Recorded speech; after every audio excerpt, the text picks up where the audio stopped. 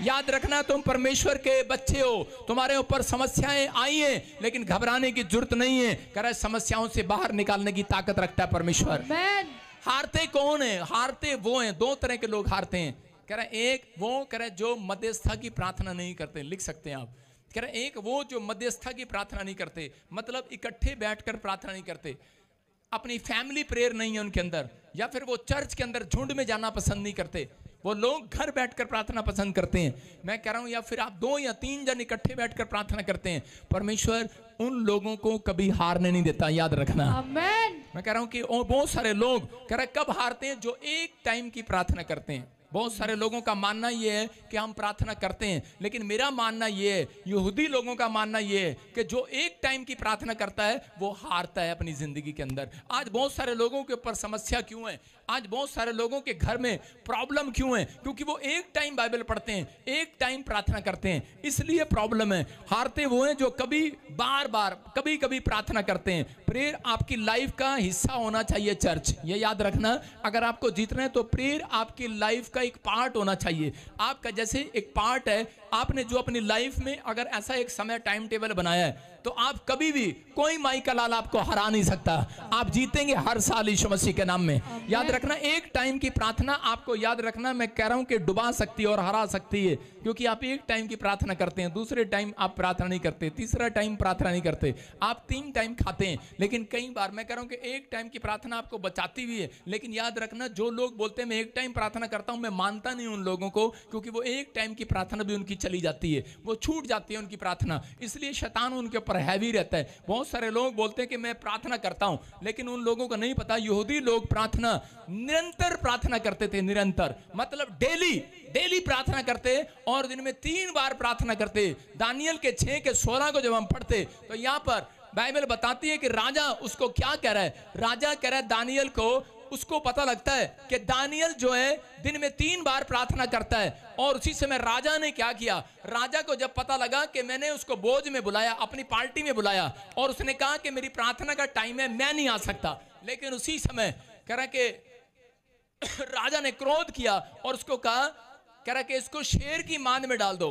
कह रहा ये मेरी बात नहीं सुन रहा। और लिखा यहां पर, तब राजा ने आज्ञा दी और दानियल लाकर सिंहों की मांद में डाल दिया गया। उस समय राजा ने दानियल से कहा, तेरा परमेश्वर, कह रहा है दानियल से कहा, राजा बोलता है तेरा परमेश्वर जिसकी तू डेली प्रार्थना करता है, जिससे तू डेली प्रार्थना करता है, नित्य प्रार्थना करता है, कह रहा देखता हूं तुझे बचाता है कि नहीं। और उसी समय हो सकता था दानियल प्रार्थना करना छोड़ देता, दानियल डर जाता, लेकिन बाइबल बोलती इसी के 6 के 10 में लिखा कि जब उसको पता लगा कि हस्ताक्षर कर दिए गए हैं, साइन कर दिए गए हैं कि इसको डाल दो खड्डे में, हस्ताक्षर कर दिए गए हैं, लेकिन ये क्या बोल रहा था, कह रहा है कि उसी समय ये हो सकता था घबरा जाता, हो सकता था डर जाता, लेकिन इसने डरा नहीं। इसने फिर भी उस दिन कह रहा है कि राजा के भोज में जाने की बजाय कह रहा है कि प्रार्थना करना पसंद किया, और उसी समय उसने उसको शेर की मांद में डाल दिया।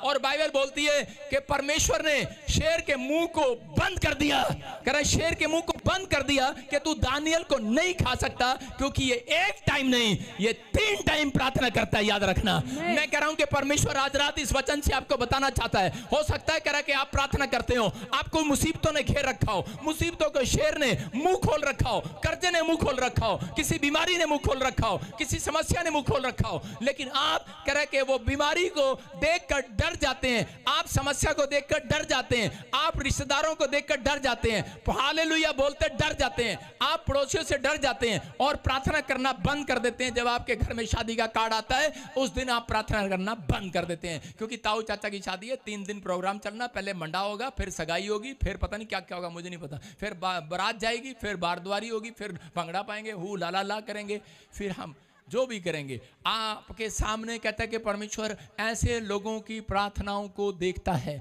कि ये निरंतर प्रार्थना नहीं करते, ये निरंतर चर्च नहीं आते। मैं कह रहा हूँ कि 14 साल हो गए भाई साहब जिस दिन से चर्च आ रहा हूँ, कह रहे सिर्फ एक ही बार मिस किया था, उसके बाद दोबारा कभी मिस नहीं किया, क्योंकि मुझे पता है कि मैंने वो मुंह खुलवाया था शैतान का। मिस करने के बाद मैंने अपनी लाइफ में कभी नहीं सीखा। लोग आए ना आए, पादरी बना, किसी ने कहा कि आज लोग थोड़े हैं, 10 साल पहले बोलते कि पादरी साहब हम प्रचार कर देते हैं, आप ना हो आज। अरे मैंने कहा जाने दे, मैंने कहा थोड़े हैं, 2 हैं, 3 हैं, मुझे जाना ही जाना है खुदा के घर में यीशु मसीह के नाम में। मैं कह रहा हूं कि परमेश्वर उन लोगों को बढ़ाना चाहता है, परमेश्वर देखता है उन लोगों को, पवित्र आत्मा काम करता है। मेरे रिश्तेदार मेरे पास आए, कह रहे संडे के दिन ज्यादा दिन मेरे पास रिश्तेदार आ जाते थे, परिवार के लोग आते थे, कोई काम ऐसा आ जाता था, लेकिन मैं उन सबको छोड़कर गच्चा देकर अपनी मम्मी को बोलता था मैं इनके लिए बिस्कुट नमकीन लेके आया। मम्मी बोलती थी हाँ ले आ। मम्मी चाय बनाती रहती थी और बाद में जब मैं चर्च से आता था मुझे चप्पल निकाल के मारती थी, कह रही खाली चाय पिला के भेजा तेरे मामा को। मैंने कहा कह रहे कहाँ भाग गया था? मैंने कहा चर्च में चला गया। तुझे पता संडे को मामे को पता है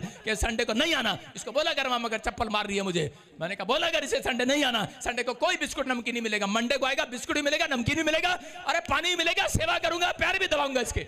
लेकिन आपको समझ में आएगा नहीं, अगर आपका नेचर ऐसा है, परमेश्वर आज रात कहता है कि आपके शत्रुओं के मुंह बंद करेगा। आमीन। अगर आप नित्य प्रार्थना करते हैं, अगर आप मजबूरियों में प्रार्थना करना बंद कर देते हैं, आप शैतान के लिए मुंह खोलते हैं, आप समस्याओं के लिए मुंह खोलते हैं, आप कर्जे के लिए मुंह खोलते हैं, आप उन समस्याओं के लिए मुंह खुलवा रहे हैं। लेकिन परमेश्वर आज रात उन ऐसे बच्चों, ऐसे परिवार को ढूंढ रहा है, ऐसे विश्वासियों को ढूंढ रहा है, कहता है कि जो आज से वादा कर रहा है परमेश्वर में दानियल की तरह डेली प्रार्थना करूंगा परमेश्वर, और मैं एक भी दिन नागा नहीं करूंगा, एक संडे नागा नहीं करूंगा। मैं परमेश्वर ऐसे लोगों को पवित्र आत्मा में इतिहास रचाने वाला इतिहास। और जब दानियल को देखने के लिए आया और उसी समय उसने कहा अरे देखता हूं तेरा परमेश्वर तुझे बचाया कि नहीं बचाया, कह ढक्कन खोलो। उन्होंने ढक्कन खोला, देखा, कह रहे ये क्या, कह रहे शेर तो मुंह बंद करके बैठे हैं और वो अपनी प्रार्थना कर रहा है। हालेलुया।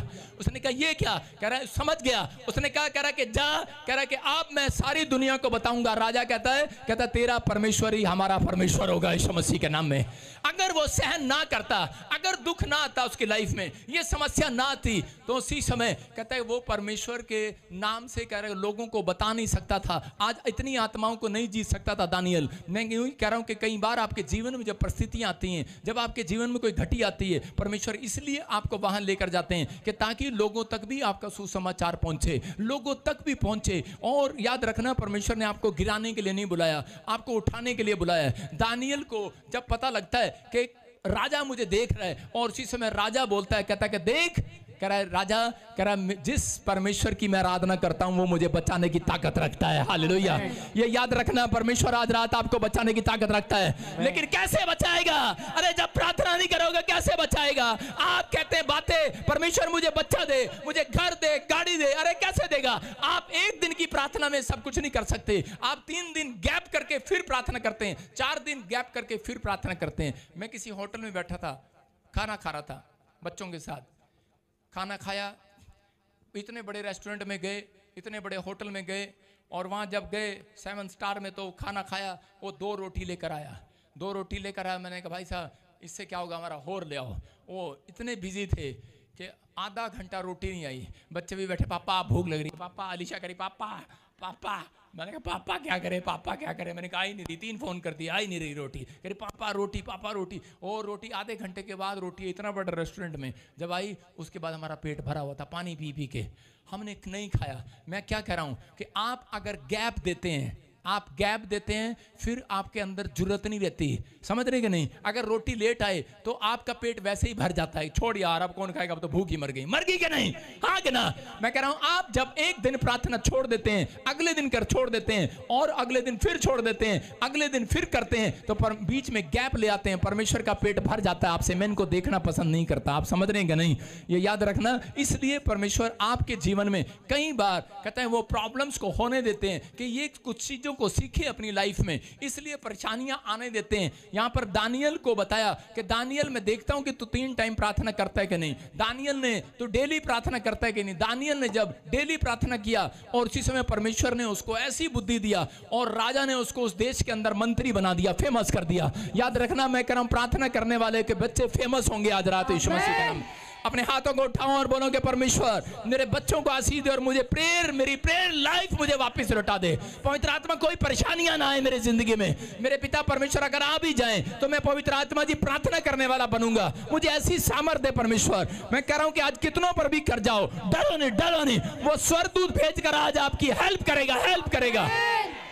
याद रखना, फैसला ले रहे हैं जितने डेली 2 टाइम प्रार्थना करने का, परमेश्वर आज अपने स्वर्गदूतों को भेज रहा है। उनकी परेशानियों को, कर्जे को, बीमारियों का मुंह बंद करेगा। आज रात के बाद बंद हो जाएगा। मैंने पड़ोसी को बोला मुंह बंद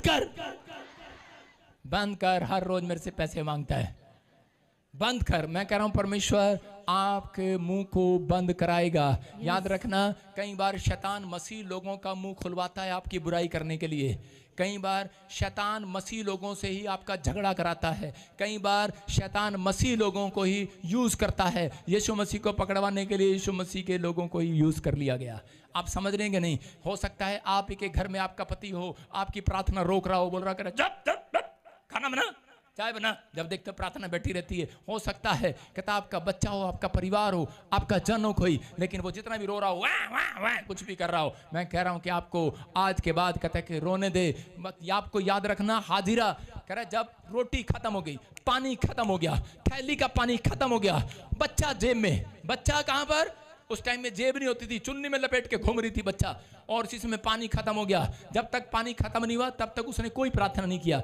हो जा रही थी मजे में, कोई बात नहीं, अब्राहम तूने मुझे घर से निकाल दिया, कोई बात नहीं। लेकिन थोड़ी देर के बाद जब पानी खत्म हो गया, और उसके बाद क्या हुआ?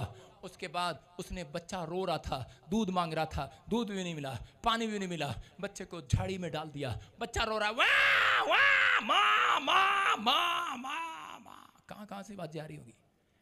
और उसकी माँ उधर जाकर रो रही है, परमेश्वर मदद कर, मुझसे बच्चा मरता हुआ देखा नहीं जाता, तड़पता हुआ देखा नहीं जाता। मैं कहूंगा कि वहां पर स्वर्गदूत आकर कह रहा होगा, पहले कहां सो रही थी तू? हैं? पहले सो रही थी जब अब्राहम ने घर से निकाला, पहले सो रही थी, वहीं घुटने टेक लेती हैं। और उसी समय हाँ पापा मुझे माफ करो। और उसी समय स्वर्गदूत ने कहा, जा जहां तेरा बच्चा है वहीं पर देख, करा कुआं तुझे मिलेगा। कहती वहां कुआं कहां से हो सकता है, मैं तो वहीं से छोड़ कर आई हूं, वहां देखा आसपास कुआं नहीं है। कहता जा देख, करा कुआं है वहां पर। याद रखना, प्रार्थना करने वालों के लिए परमेश्वर आशीष का कुआं कहीं भी बना देगा, कहीं भी। वो कह रही थी इतनी दूर मैं कैसे बच्चे को लेकर जाऊंगी, मेरा भूखा मर जाएगा, प्यासा मर जाएगा। उसने कहा मुझे तो अब इतनी दूर 35 किलोमीटर जाऊंगी। किसी ने कहा बहुत दूर है कुआं, बहुत दूर है। उसने कहा करे कि आजकल लोग प्यासा कुएं के पास जाता है, लेकिन आज तो कुआं ही प्यासों के पास आ गया है। अरे याद रखना, प्रार्थना करने वालों के पास आशीष आ गई है। आपको अमेरिका इंग्लैंड नहीं जाना पड़ेगा चर्च कमाने के लिए। मैं कह रहा हूं कमाने वाला स्वर्गदूत आपके पास आएंगे। आप प्रार्थना करेंगे वही कुआं बनेगा। आप प्रार्थना करेंगे यही जॉब का कुआं बनेगा। आप प्रार्थना करेंगे चंगाई का कुआं यही आएगा। आप प्रार्थना करेंगे बरकतों का कुआं, आमीन बोलने वाले